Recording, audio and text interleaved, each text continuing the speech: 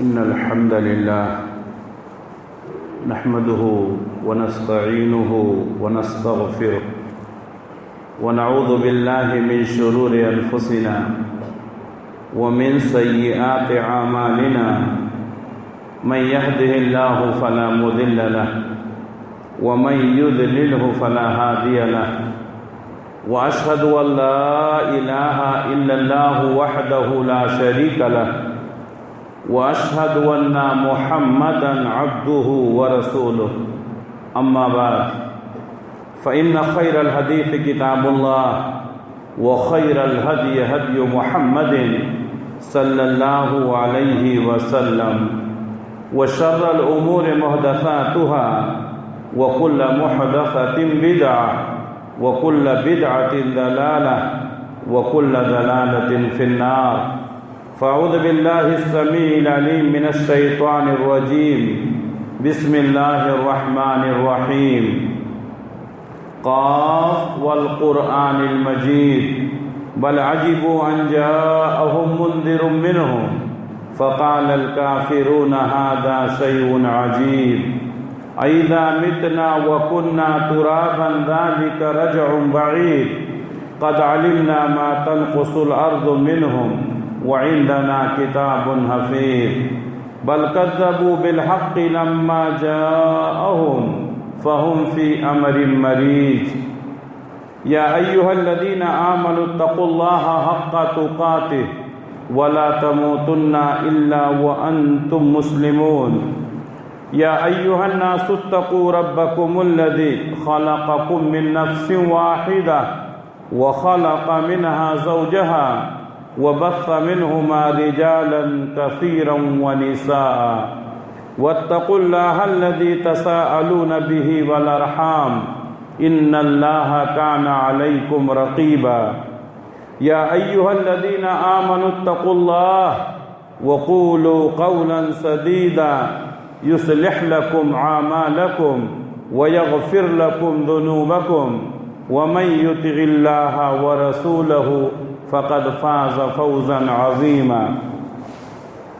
محترم حاضرین، ہر طرح کی تعریف و توصیف، بڑائی و کبریائی اس اللہ رب العالمین کے لیے لائق اور زیبا جو سارے جہان کا اکیلا خالق ہے، مالک ہے، حاکم ہے، رازق ہے، جس کے ہاتھ میں پوری دنیا کی بادشاہت ہے اور جو اپنے عرش پر ہوتے ہوئے پوری کائنات کا نظام چلا رہا ہے۔ بعدہ اس کے تمام نبیوں اور رسولوں پر درود و سلام نازل ہوں، خصوصاً آخری نبی حضرت محمد مصطفیٰ صلی اللہ علیہ وسلم پر۔ محترم حاضرین، پچھلی بار میں نے موت کا منظر اس عنوان پر جمعہ کا خطبہ دیا تھا، اور موت کے بعد کا جو مرحلہ ہے وہ قبر کا ہے۔ اس لیے اسی مناسبت سے میں نے آج کے اس جمعہ کے خطبے کے لیے جس موضوع کو منتخب کیا ہے وہ ہے قبر کی زندگی۔ عام طور پر ہر انسان کو 4 مرحلوں سے گزرنا ہوتا ہے، 4 ادوار سے ہر شخص کو گزرنا ہے۔ ایک دور وہ ہوتا ہے جب انسان ماں کے پیٹ میں رہتا ہے، جس کی مدت بہت مختصر ہے، 9 مہینے کم و بیش، کبھی اس سے پہلے بھی انسان پیدا ہوتا ہے، کبھی بعد میں بھی۔ تو ایک مرحلہ، پہلا مرحلہ رحم مادر کا، جو بہت مختصر ہوتا ہے۔ دوسرا مرحلہ ہوتا ہے پیدا ہونے کے بعد سے لے کر کے موت تک۔ یہ دوسرا مرحلہ پہلے مرحلے سے بہت زیادہ ہوتا ہے، جس میں ہم اور آپ ابھی فی الحال گزر رہے ہیں، جس کو دنیاوی زندگی کہتے ہیں۔ اس کے بعد تیسرا مرحلہ ہوتا ہے مرنے کے بعد سے لے کر کے قیامت قائم ہونے تک کا مرحلہ، جس کو قبر کی زندگی بھی کہہ سکتے ہیں یا برزخ کی زندگی کہہ سکتے ہیں۔ تو یہ تیسرا مرحلہ ہوتا جو ہے، یہ پہلے اور دوسرے مرحلے سے بھی زیادہ ہوتا ہے۔ ہمارے باپ دادا مر چکے ہیں، سالوں سال ہو گئے، بہت سارے لوگوں کو مرے ہوئے ہزاروں سال ہو گئے، آج وہ قبر میں ہیں۔ تو یہ تیسرا مرحلہ جو ہوتا ہے یہ پہلے اور دوسرے مرحلے سے بھی زیادہ ہوتا ہے۔ اس کے بعد کا مرحلہ ہوتا ہے وہ آخرت کا مرحلہ ہوتا ہے، جب انسان جنت یا جہنم میں چلا جائے گا۔ وہ مرحلہ وہ کبھی ختم ہونے والا نہیں ہے۔ معلوم یہ ہوا کہ پہلا مرحلہ مختصر، پھر دوسرا مرحلہ اس سے زیادہ، تیسرا اس سے زیادہ، اور چوتھا مرحلہ جو ہے وہ کبھی ختم ہونے والا نہیں ہے۔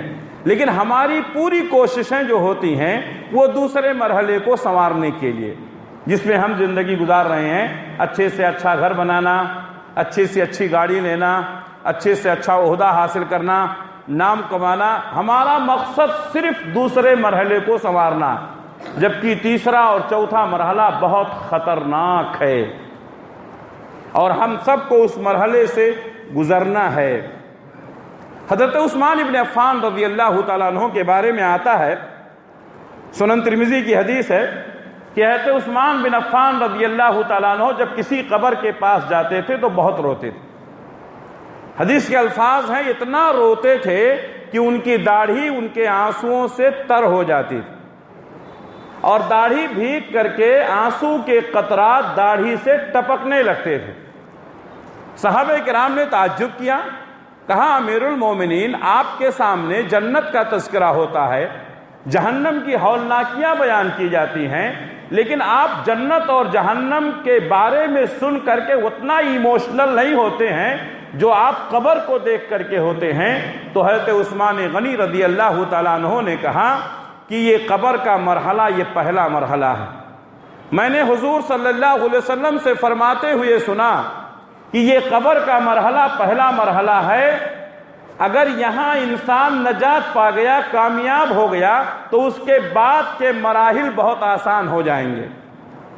یعنی قبر کے بعد کا مرحلہ جو ہوتا ہے وہ حساب و کتاب کا ہے، وہ محشر کا ہے، وہ پلسرات سے گزرنے کا ہے۔ تو قبر کے مرحلے میں اگر انسان کامیاب ہو گیا تو محشر میں بھی کامیاب ہو جائے گا، پلسرات پہ بھی کامیاب ہو جائے گا، سوال و جواب میں بھی کامیاب ہو جائے گا۔ یعنی قبر کی منزل جو ہے، قبر کی زندگی جو ہے، یہی آگے کی زندگی کا طے کرتی ہے، مرحلہ طے کرتی ہے۔ اس لیے قبر کو دیکھ کر کے میں زیادہ روتا ہوں۔ اور اگر کوئی شخص یہاں کا ناکام ہو گیا، اگر کوئی یہاں نامراد ہو گیا، تو بعد والے مراحل میں اس کے سامنے اور زیادہ مشکلات آئیں گے۔ قبر کی منزل پہلی منزل ہے، اس امتحان میں اگر ناکام ہوا تو محشر اور پلسرات کا معاملہ اس سے بھی زیادہ خطرناک ہوگا۔ اس لیے قبر کو دیکھ کر کے میں روتا ہوں اور ایموشنل ہو جاتا ہوں۔ اللہ کے نبی صلی اللہ علیہ وسلم فرماتے ہیں کہ ہر انسان، چاہے وہ نیک ہو یا برا، مومن ہو یا کافر، مرد ہو یا عورت، جب اس کو قبر میں اتارا جاتا ہے تو قبر میں اتارنے کے بعد جب اس کے اوپر مٹی ڈالتے ہیں تو قبر اس کو ایک بار دباتی ہے۔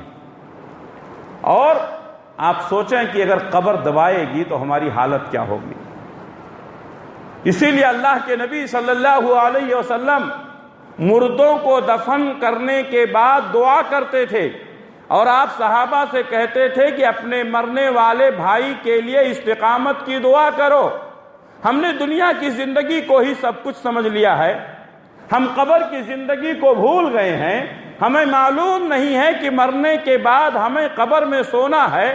ہم روز دیکھتے ہیں کہ ہمارے اعزاء اور اقربا مر رہے ہیں، ہم ان کی نماز جنازہ پڑھ کر کے ان کو قبر میں دفن کرتے ہیں۔ قبر میں دفن کرنے کے بعد ان کے لیے استقامت کی اور استغفار کی دعا کرتے ہیں، لیکن اس کے باوجود بھی ہم قبر کے اس مرحلے سے، اس منزل سے اور قبر کے اس دور سے اپنے آپ کو غافل رکھتے ہیں۔ اللہ کے نبی صلی اللہ علیہ وسلم نے فرمایا قبر ضرور دباتی ہے، قبر کے دبانے سے کوئی محفوظ نہیں رہے گا۔ حضرت عائشہ صدیقہ رضی اللہ تعالیٰ عنہ بیان کرتی ہیں کہ اگر قبر کے دبانے سے کوئی محفوظ رہ سکتا تو وہ حضرت سعد بن معاذ رضی اللہ تعالیٰ عنہ ہوتے۔ لیکن حضرت سعد ابن معاذ رضی اللہ تعالیٰ عنہ بھی قبر کے دبانے سے محفوظ نہیں رہ سکے. اور حضرت سعد ابن معاذ رضی اللہ تعالیٰ عنہ کون ہیں؟ سنن نسائی کی حدیث ہے. پیارے نبی صلی اللہ علیہ وسلم نے فرمایا کہ حضرت سعد ابن معاذ رضی اللہ تعالیٰ عنہ کا جب انتقال ہوا تو اللہ کا عرش حرکت میں آ گیا. سنن نسائی کی صحیح حدیث ہے. حضرت سعد ابن معاذ رضی اللہ تعالیٰ عنہ کا انتقال ہوا تو اللہ کا عرش ہل گیا. حضرت سعد ابن معاذ رضی اللہ تعالیٰ عنہ کے جنازے میں 70,000 فرشتوں نے شرکت کی. ایک دو نہیں، 70,000 فرشتوں نے حضرت سعد ابن معاذ رضی اللہ تعالیٰ عنہ کے جنازے میں شرکت کی. اللہ کے نبی صلی اللہ علیہ وسلم نے ان کی نماز جنازہ پڑھائی، لیکن دفن کرنے کے بعد پیارے نبی صلی اللہ علیہ وسلم فرماتے ہیں قبر نے حضرت سعد ابن معاذ رضی اللہ تعالیٰ عنہ کو دبوچ لیا. پھر میں نے اللہ سے دعا کی تو اللہ تبارک و تعالیٰ نے حضرت سعد ابن معاذ رضی اللہ تعالیٰ عنہ کی قبر کو کشادہ کر دیا. میرے بھائیوں، ہم کو اور آپ کو اس مرحلے سے گزرنا ہے، قبر کے اس مرحلے سے گزرنا ہے. ہمارے اپنے جو ہم سے محبت کرتے ہیں، ہمارے اپنے جو ہمارے ہر خوشی اور غمی میں شریک ہوتے ہیں، ہمارے اپنے جو ہماری خوشی کو اپنی خوشی سمجھتے ہیں، ہمارے اپنے جو ہمارے غم کو اپنا غم سمجھتے ہیں، مرنے کے بعد نہلا کر کے، دھلا کر کے، کفن پہنا کر کے، جنازے کی نماز پڑھ کر کے ہمارے اپنے لے جائیں گے، ہمیں قبر میں اتار کر کے منو مٹی ڈال دیں گے. یہ ایک حقیقت ہے، یہ ایک حقیقت ہے. بلکہ اللہ کے نبی صلی اللہ علیہ وسلم نے فرمایا کہ مرنے والے کو جلدی دفن کیا کرو. ہمارے نبی صلی اللہ علیہ وسلم نے فرمایا کہ مرنے والا اگر اچھا اور نیک ہے تو اس کے اچھے اور نیک جگہ پر جلدی پہنچا دو، اور مرنے والا اگر برا ہے تو اس برے شخص کو اپنے کندھے سے جلدی اتار دو. حدیث میں یہ بھی بیان کیا گیا کہ جب لوگ مردے کو لے کر چلتے ہیں تو مردہ کہتا ہے مجھے کہاں لے کر جا رہے ہو، مجھے کہاں لے کر جا رہے ہو. اگر وہ برا ہے تو وہ پریشان ہوتا ہے، اور اگر اچھا ہے تو کہتا ہے مجھے جلدی میرے مقام تک پہنچا دو. اور انسان کے علاوہ تمام مخلوقات مردے کی اس آواز کو سنتی ہے. قبر ایک حقیقت ہے، ہم سب کو اس مرحلے سے گزرنا ہے. جب انسان کو قبر میں دفن کیا جاتا ہے، کھڑے ہو کر کے دعا کرتے ہیں ہماری دعائیں کتنی اثر کرتی ہیں یہ اللہ کو معلوم، لیکن ہمارا کام ہے دعا کرنا.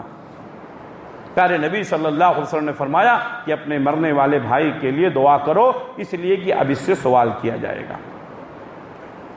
ہمارے نبی صلی اللہ علیہ وسلم فرماتے ہیں کہ انسان مردے کو قبر میں دفن کرنے کے بعد جب واپس ہوتا ہے، مردہ ابھی لوگوں کی جوتیوں کی آواز کو سنتا ہے. یعنی قبرستان سے ابھی ہم باہر نہیں نکلے ہوتے ہیں کہ فوراً اس کے سامنے دو فرشتے آ جاتے ہیں. ایک کا نام ہے منکر، دوسرے کا نام ہے نکیر. یہ دونوں فرشتوں کی کیفیت حدیث میں بیان کی گئی ہے. ان کے دانت کتنے بڑے ہوتے ہیں، ان کی آنکھیں کتنی چمکدار ہوتی ہیں، یہ کتنے موٹے اور تگڑے ہوتے ہیں، ان کی آواز کتنی گرجدار ہوتی ہے. حدیث میں سب بیان کیا گیا، میں اس میں جانا نہیں چاہتا ہوں. وہ فرشتے آتے ہیں، مردے سے سوال کرتے ہیں، ہر ایک سے 3 سوال کیا جائے گا. اللہ کے نبی صلی اللہ علیہ وسلم فرماتے ہیں مردے کو بیٹھایا جاتا ہے، اس سے 3 سوالات کیے جاتے ہیں. پہلا سوال رب کے بارے میں ہوتا ہے، دوسرا نبی کے بارے میں ہوتا ہے، تیسرا دین کے بارے میں ہوتا ہے. تمہارا رب کون ہے؟ ہم نے بچپن سے سنا ہے، ہم جانتے ہیں. جواب کیا دینا ہوگا؟ میرا رب اللہ ہے.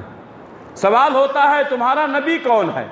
یا بعض روایتوں میں آتا ہے نبی صلی اللہ علیہ وسلم کی شکل دکھائی جائے گی اور پوچھا جائے گا ماذا تقول فی ھذا الرجل، اس آدمی کے بارے میں تمہارا کیا خیال ہے، یہ کون ہے؟ تو انسان کہتا ہے یہ ہمارے نبی محمد صلی اللہ علیہ وسلم ہے. پھر تیسرا سوال ہوتا ہے کہ تم کون سے دین پر تھے، کون سے مذہب پر تھے؟ تو ہم جواب دیں گے ہمارا دین دین اسلام ہے۔ بظاہر لگتا ہے کہ بہت آسان ہے، لیکن جو چیز جتنا زیادہ آسان دکھائی دیتی ہے اتنا ہی کمپلیکیٹڈ ہوتی ہے، اتنا ہی مشکل ہوتی ہے۔ میرے بھائیوں، لگتا ہے بہت آسان ہے۔ فرشتہ پوچھے گا من ربک، تیرا رب کون ہے؟ ہم کہہ دیں گے ربی اللہ، میرا رب اللہ ہے۔ اتنا آسان نہیں ہے۔ اس سوال میں توحید مضمر ہے۔ جس انسان کا توحید مضبوط ہوگا، جس نے اللہ پر اپنے عقیدے کو مضبوط رکھا ہوگا، وہی پہلے سوال کا جواب دے سکے گا۔ اللہ کو چھوڑ کر کے دوسروں کے در پہ سر جھکانے والا، اللہ کے نام کو چھوڑ کر کے دوسروں کو پکارنے والا، اللہ کو چھوڑ کر کے دوسروں کے نام پر نظر و نیاز کرنے والا، اللہ کو چھوڑ کر کے دوسروں کے لیے قربانیاں کرنے والا، اللہ کو چھوڑ کر کے دوسروں کو حاجت روا، مشکل کشا اور دوسرے کیا کیا سمجھنے والا، اس نے اپنے توحید کو برباد کر لیا ہے۔ اس لیے من ربک اس سوال کا جواب نہیں دے سکے گا۔ یہ ذہن میں اپنے بات بیٹھا لیں، پہلے سوال کا جواب توحید کی بنیاد پر ہوگا۔ توحید مضبوط ہونا چاہیے، اور توحید ہی اصل ہے، توحید ہی اصل ہے۔ قیامت کے دن انسان کی کامیابی توحید پر ہی منحصر ہے۔ اگر توحید میں کسی طرح کی کوئی آمیزش ہوئی تو وہ انسان کامیاب نہیں ہوگا۔ یہ بات کان کھول کر سن لیں، دل میں بیٹھا لیں۔ دوسرا سوال، تمہارا نبی کون ہے، یا اس شخص کے بارے میں تمہارا کیا خیال؟ بہت آسان ہے، یہ ہمارے نبی محمد صلی اللہ علیہ وسلم نہیں۔ جو لوگ نبی کی اطاعت و فرما برداری کرتے ہیں، جو لوگ ہر مسئلے میں نبی صلی اللہ علیہ وسلم کا طریقہ ڈھونڈتے ہیں، وہی دوسرے سوال کا جواب دے پائیں گے۔ نبی کی سنتوں کو چھوڑ کر کے دوسروں کی تقلید کرنے والے، نبی کی سنتوں کو چھوڑ کر کے دوسروں کے پیچھے چلنے والے، نبی صلی اللہ علیہ وسلم کی باتوں کی طرف توجہ نہ دینے والے، دوسروں کی بات مان کر کے نبی کی حدیثوں کو ٹھکرانے والے جواب نہیں دے سکیں گے۔ دنیا میں بہت اچھے لگ رہے ہیں وہ، لیکن انہوں نے نبی کریم صلی اللہ علیہ وسلم پر ایمان لانے کا حق نہیں ادا کیا۔ نام تو نبی کا لیتے ہیں، کلمہ تو نبی کا پڑھتے ہیں، لیکن تقلید دوسروں کی کرتے ہیں۔ میرے بھائیوں، اگر ہم چاہتے ہیں قبر میں دوسرے سوال کا جواب آسانی سے دے لیں تو اپنی زندگی میں نبی صلی اللہ علیہ وسلم کی سیرت کو اپنانے کی کوشش کریں۔ ہماری قبر میں نہ ہمارا کوئی امام آئے گا اور نہ ہمارا کوئی مدد کرنے والا مددگار آئے گا۔ قبر میں ہم کو اکیلے جواب دینا ہے۔ مسجد میں بیٹھی ہوئی اتنی بڑی تعداد، بہت سارے لوگ ہوں گے جو نبی صلی اللہ علیہ وسلم کا کلمہ تو پڑھتے ہیں لیکن نبی کی سنتوں پر عمل نہیں کرتے ہیں۔ جب ان کو نبی کی حدیثیں بیان کی جاتی ہیں، نبی کی سنتوں کا تذکرہ کیا جاتا ہے تو کہتے ہیں یہ بات تو صحیح ہے، لیکن ہمارے امام نے ایسا کہا ہے۔ اماموں کی بات مان کر کے نبی کی بات کو ٹھکرانے والے سن لو، جب قیامت کی جب قبر میں سوال و جواب ہوگا تم اس شخص کے بارے میں کیا کہتے ہو یا تمہارا نبی کون ہے تو جواب نہیں دے سکیں گے۔ کلمہ نبی کا پڑھا ہے، ایمان نبی پر لائے ہیں، اس لیے ہماری زندگی نبی کی سیرت کے مطابق ہونا چاہیے۔ تیسرا سوال کیا ہوگا؟ دین کے بارے، تمہارا دین کیا ہے، تمہارا مذہب کیا ہے؟ کیا ہے ہمارا مذہب؟ اسلام۔ اسلام کے اصولوں پر عمل کرنے والے، ہمارا سونا، ہمارا جاگنا، ہمارا اٹھنا، ہمارا بیٹھنا، ہماری سیاست، ہماری ریاضت، ہمارے شادی بیاہ، ہمارا مرنا کرنا، سب اسلام کے مطابق ہونا چاہیے۔ اسلام نے کوئی بھی چیز چھوڑا نہیں ہے۔ ہمارے مذہب نے ہمیں اتنی تعلیم دی ہے، صحابہ کا یہودی مذاق اڑاتے تھے، کہتے تھے تمہارا نبی کون سا نبی ہے، یہ تو تم کو پاخانہ پیشاب کرنے کے آداب بھی بتاتا ہے۔ تو صحابہ کہتے تھے ہاں ہمارا نبی ہمیں پاخانہ اور پیشاب کرنے کے آداب بھی بتاتا ہے۔ میرے بھائیو، اللہ کا شکر ادا کرو، ہم اس مذہب کے ماننے والے ہیں جس میں چھوٹی چھوٹی باتوں کو بھی بیان کیا گیا ہے پیشاب کیسے کرنا ہے، پاخانہ کیسے کرنا ہے، طہارت کیسے حاصل کرنی ہے۔ اتنا پاکیزہ مذہب، اتنا مکمل دین کوئی نہیں آپ کو ملے گا۔ لیکن اس کے باوجود بھی کچھ لوگ ہیں جو کہتے تو ہیں ہم مسلمان ہیں، لیکن طریقہ یہودیوں کا اپناتے ہیں، طریقہ نصرانیوں کا اپناتے ہیں، طریقہ غیر مسلموں کا اپناتے ہیں۔ یہ تو وضع میں تم ہو نصارہ تو تمدن میں ہنود، یہ مسلمان ہیں جنہیں دیکھ کے شرمائے یہود۔ میرے بھائیوں، اسلامی اصولوں پر عمل کرنے والے، اسلامی اصولوں پر اپنی جان لٹانے والے تیسرے سوال کا جواب دیں گے۔ میرے خیال سے مسئلہ سمجھ میں آ چکا ہوگا۔ قبر کے تینوں سوالوں کا جواب آپ کی توحید، اطاعت رسول اور دین اسلام کی اتباع پر منحصر ہے۔ پیارے نبی صلی اللہ علیہ وسلم فرماتے ہیں کہ جب انسان صحیح جواب دے لے گا تو اس کی قبر میں ایک سوراخ کی جائے گی اور جہنم کو دکھایا جائے گا۔ جب یہ نیک انسان جہنم کی ہولناکیوں کو دیکھے گا، اس کے عذاب کو دیکھے گا تو یہ گھبرا جائے گا۔ فرشتہ کہے گا پریشان نہ ہو، اللہ کا شکر ادا کرو کہ اللہ تعالیٰ نے تم کو اس عذاب سے بچا لیا۔ قبر سے ہی شروع ہو جائے گا، تم نے ایمان کی زندگی گزاری اور ایمان پر تمہاری موت ہوئی، اس لیے اللہ نے تم کو اس عذاب سے بچا لیا۔ پھر دوسرا سوراخ کیا جائے گا جنت کی طرف، جب وہ دیکھے گا تو خوش ہو جائے گا، کہے گا یہی تمہاری منزل ہے، یہی تمہاری منزل ہے۔ اور جب برا رہے گا تو ان سوالوں کا جواب نہیں دے پائے گا۔ جنت کی طرف ایک کھڑکی کھولی جائے گی، ایک سوراخ کیا جائے گا، یہ آدمی دیکھے گا تو خوش ہو جائے گا۔ آدمی تو برا تھا، زندگی مقصد کی بے مقصد گزاری، اپنے من کی زندگی گزاری، جب یہ دیکھے گا تو خوش ہو جائے گا۔ فرشتہ کہے گا خوش نہ ہو، یہاں تم پہنچنے والے تھے لیکن تمہاری بدعمالیوں نے تم کو برباد کر دیا۔ تم کفر کی زندگی گزارے، کفر پر تمہاری موت ہوئی، اس لیے تم اس منزل سے محروم ہو گئے، اس مقام سے محروم ہو گئے۔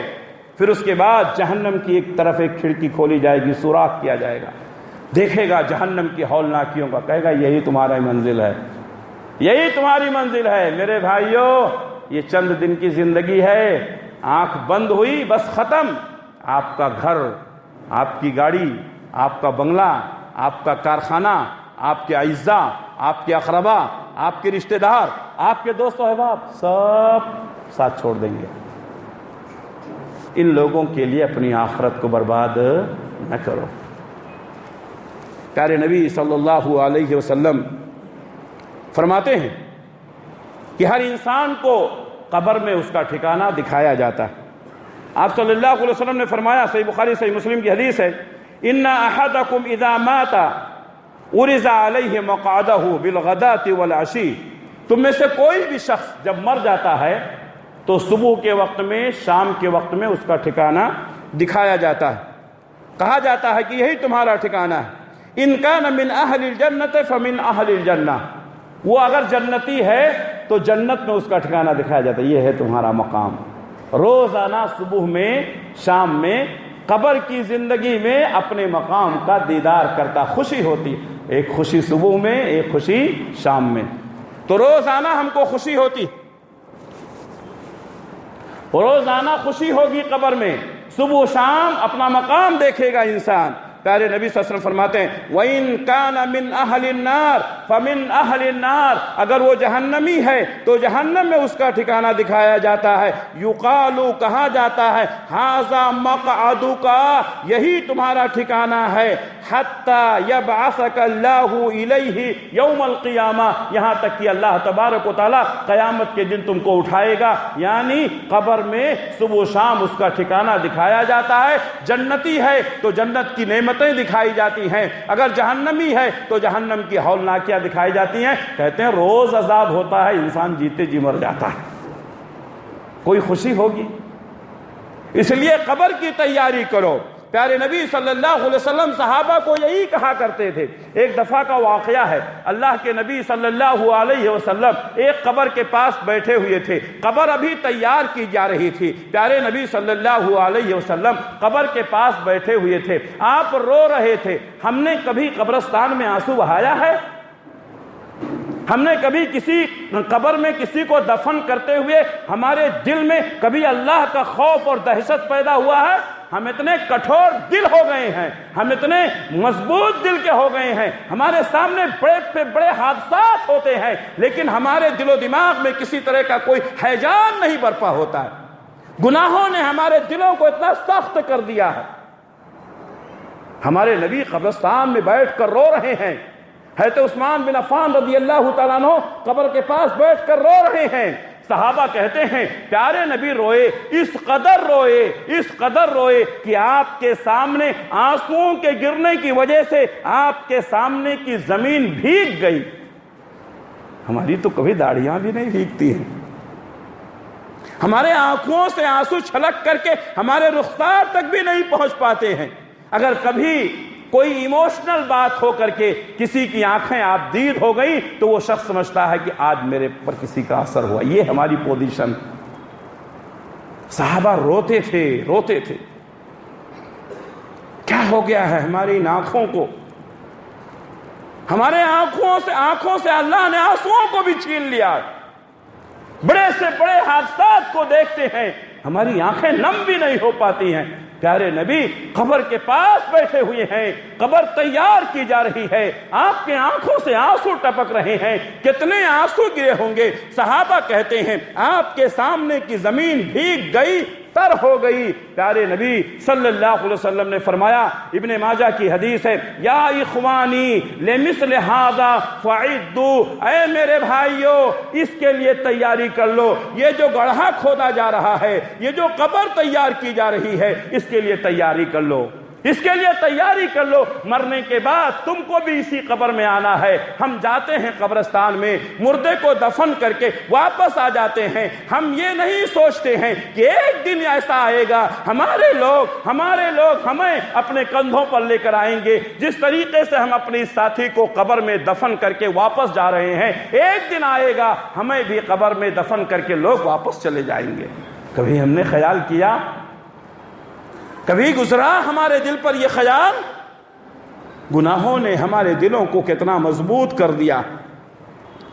پیارے نبی صلی اللہ علیہ وسلم قبر کے پاس بیٹھ کر رویا کرتے تھے۔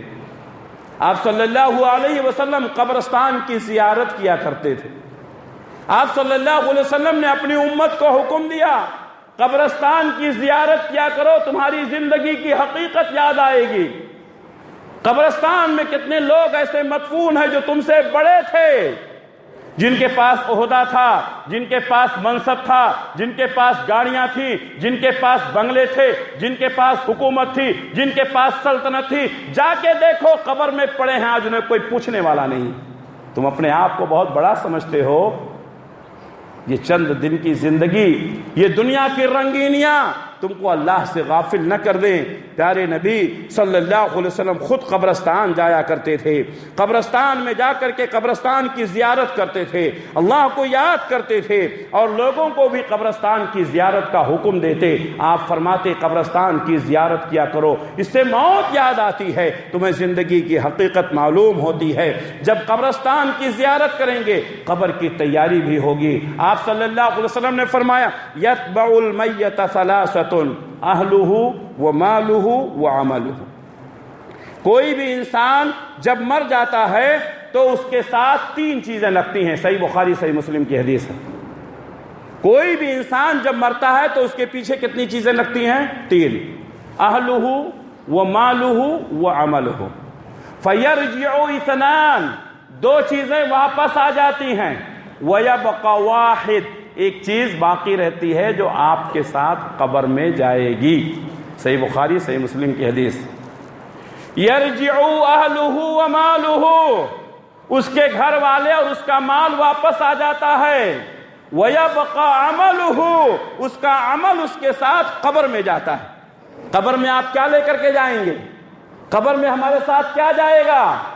جو زندگی میں ہم نے عمل کیا ہے، ہماری نمازیں، ہمارے روزے، ہمارے صدقات، ہمارے خیرات، ہمارے عطیات، ہم نے دوسروں کے ساتھ جو احسان کیا ہے، حج، عمرہ، قرآن کی تلاوت، اللہ کا ذکر، یہی چیزیں قبر میں جانے والی ہیں۔ مال آپ کا یہیں رہ جائے گا۔ پیارے نبی نے فرمایا مال واپس آ جاتا ہے، اولاد واپس آ جاتی ہے۔ انسان مال کمانے کے لیے کتنے جتن کرتا ہے، جھوٹ بولتا ہے، چوری کرتا ہے، دغا بازی کرتا ہے، دھوکہ دیتا ہے، مال کے لیے، اولاد کے لیے، بیوی کے لیے، بچوں کے لیے اپنی آخرت برباد کرتا ہے۔ میرے بھائیوں کان کھول کر سن لو، نہ آپ کی بیوی آپ کے قبر میں جائے گی، نہ آپ کے بچے آپ کے قبر میں جائیں گے، نہ آپ کا مال آپ کے قبر میں جائے گا۔ بیوی، بچوں اور مال کو کمانے کے لیے، ان کو آرام پہنچانے کے لیے اپنی عاقبت کو برباد نہ کرو۔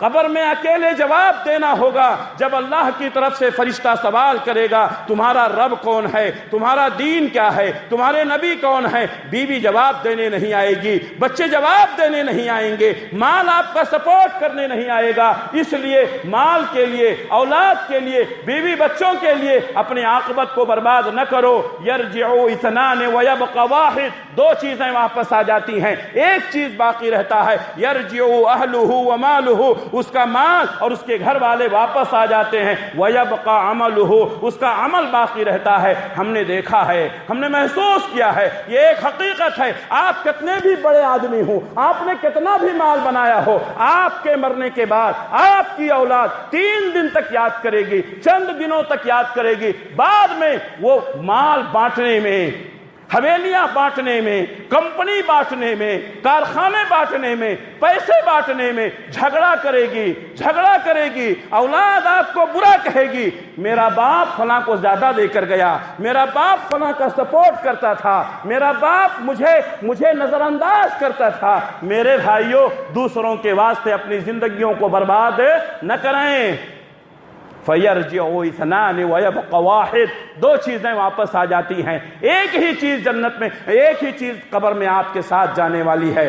وہ قبر ہمارے لیے بھی ہے، آپ کے لیے بھی ہے۔ عمل جانے والا ہے، عمل کی طرف توجہ دو، عمل کی طرف توجہ دو۔ یہ دنیا کی رنگینیاں، یہ زرق برق دنیا، یہ رنگین دنیا، یہ ہری بھری دنیا، یہ کسی کے ساتھ وفا نہیں کرتی ہے۔ لوگ آئے، مر کے چلے گئے، دنیا نے کسی کو نہیں چھوڑا۔ سارے لوگ مٹی میں سمائے ہیں، سارے لوگ مٹی میں چلے گئے ہیں۔ جب سے بنی ہے دنیا، لاکھوں کروڑ آئے، باقی رہا نہ کوئی، مٹی میں سب سمائے۔ یارو برا نہ مانو، سب کا یہی حشر ہے۔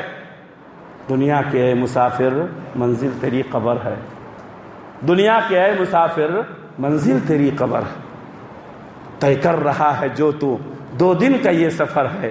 دنیا کے ہے مسافر، منزل تیری قبر ہے۔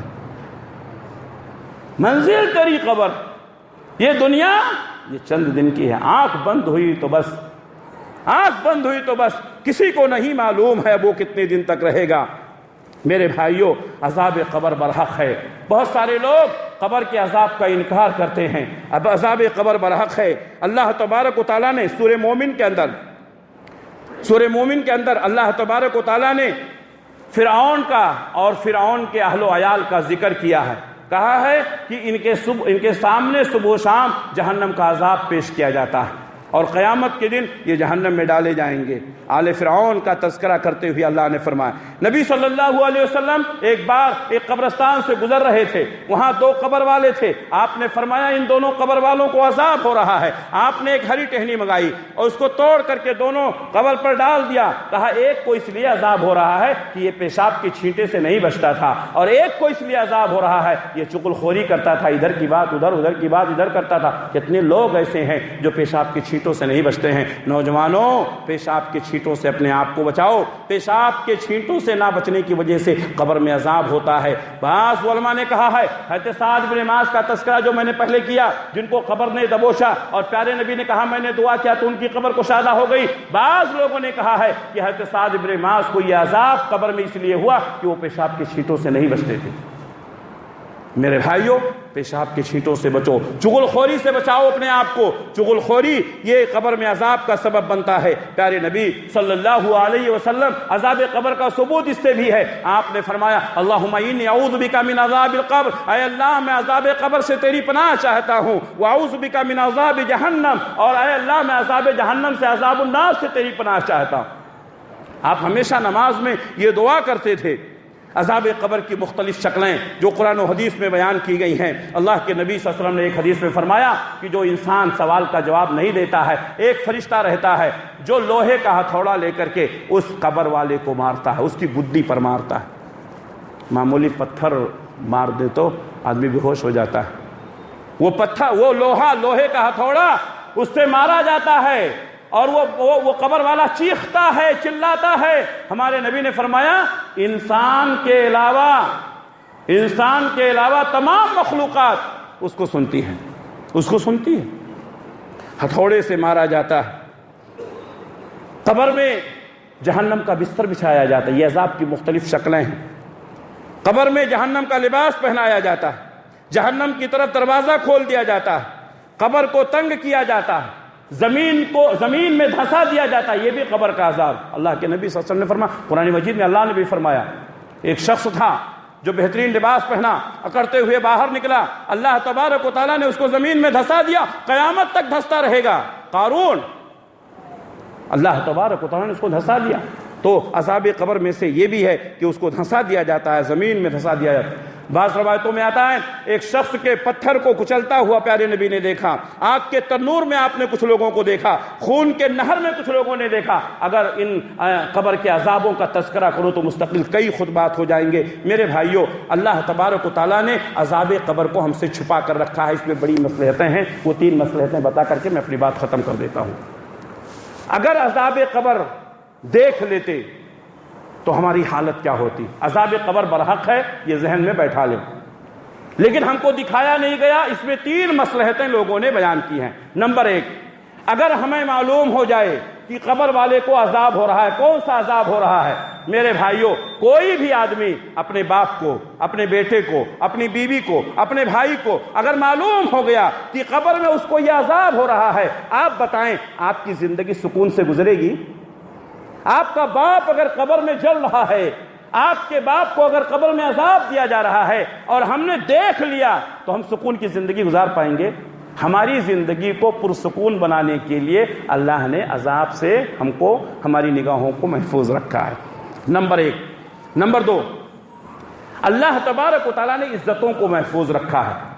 اگر کسی شخص کو قبر میں اتارا گیا اور قبر میں عذاب ہونے لگا اور ہم نے دیکھ لیا، تو ہم کیا کہیں گے؟ وہ کیسا آدمی تھا؟ ہم اس کی عزتوں کو نیلام کریں گے، اس کو برا سمجھیں گے، ہماری مجلسوں میں اس کے برائی کے تذکرے ہوں گے۔ اللہ تعالیٰ نے عزتوں کو محفوظ رکھا ہے۔ دنیا میں بھی ہم لاکھوں برائیاں کرتے ہیں، ہماری برائیوں پر اللہ نے پردے ڈال دیا ہے، قبر میں بھی اللہ نے پردہ ڈال کر رکھا ہے۔ یہ دوسری مصلحت۔ نمبر 3، پیارے نبی صلی اللہ علیہ وسلم فرماتے ہیں، اگر مجھے ڈر نہ ہوتا کہ تم لوگ اپنے مردوں کو قبر میں دفن کرنا بند کر دو گے تو میں اللہ سے دعا کرتا کہ اللہ تبارک و تعالیٰ تم کو قبر کا عذاب دکھا دے، لیکن میں نہیں کرتا ہوں، اس لیے کہ قبر کا عذاب اگر دیکھ لو گے تم اپنے مردوں کو دفن کرنا بند کر دو گے۔ میرے بھائیوں، یہ چند باتیں تھیں۔ اللہ سے دعا ہے کہ اللہ تبارک و تعالیٰ ہمیں قبر کی تیاری کرنے کی توفیق عنایت فرمائے، قبر کے عذاب سے ہماری حفاظت فرمائے۔ اللہ ہمیں قبر کے سوال و جواب کو کما حقہ ادا کرنے کی اور صحیح جواب دینے کی اللہ ہم سب کو توفیق عنایت فرمائے، توحید پر استقامت نصیب فرمائے، نبی کی سنتوں پر عمل کرنے کی توفیق عنایت فرمائے، دین اصولوں پر عمل کرنے کی توفیق عنایت فرمائے۔ اللہ جب تک دنیا میں رکھے اسلام پر قائم رکھے، خاتمہ ہو تو ایمان بالخیر پر ہو۔ ربنا تقبل منا انک انت السمیع العلیم وتب علینا انک انت التواب الرحیم برحمتک یا ارحم الراحمین، آمین۔